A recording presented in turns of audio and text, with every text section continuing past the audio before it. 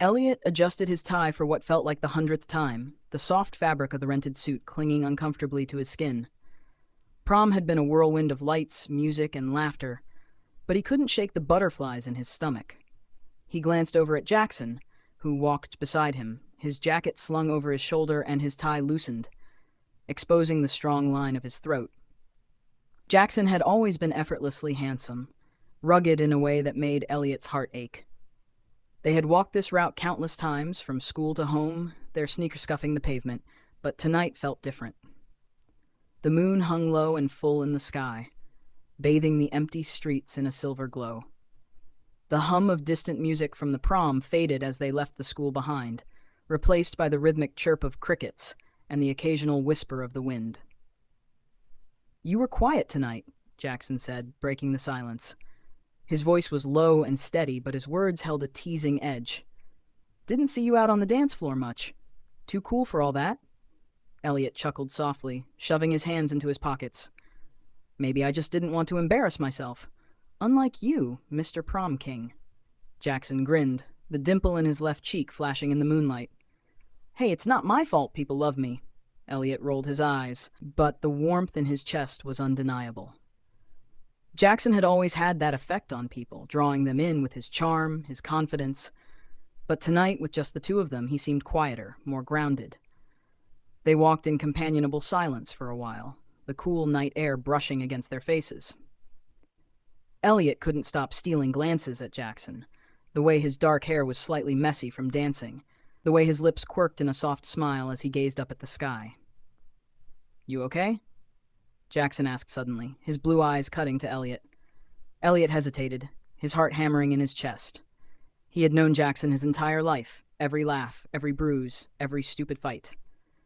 But this was new. He could feel the words bubbling up inside him, the ones he had swallowed down for years. "I'm fine," Elliot said quietly, though his voice betrayed the lump in his throat. Jackson stopped walking, turning to face him. "You sure? You've been acting weird all night." Elliot stopped too, his sneakers scuffing the pavement. The moonlight made Jackson's face look softer somehow, his sharp features almost gentle. "It's nothing," Elliot muttered, looking down at his shoes.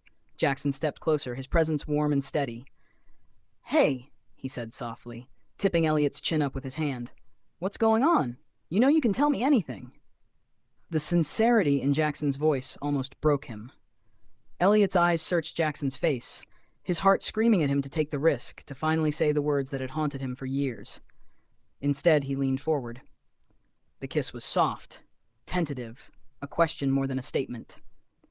Elliot's lips brushed against Jackson's, and for a moment, the world seemed to stop.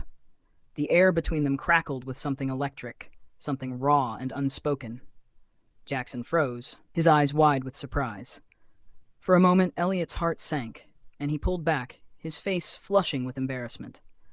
I'm sorry," he stammered, his voice barely above a whisper. "I shouldn't have."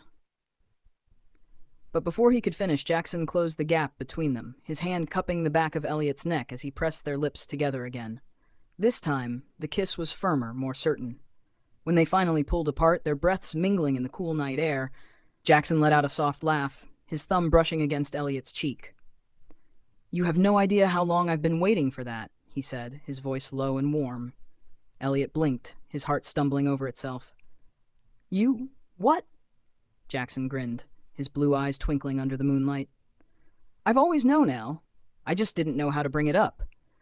Elliot's lips curved into a shy smile, his cheeks burning. The weight that had sat on his chest for years seemed to lift, leaving him feeling lighter than ever. They walked the rest of the way home, hand in hand, the moon their only witness, their hearts finally beating in sync.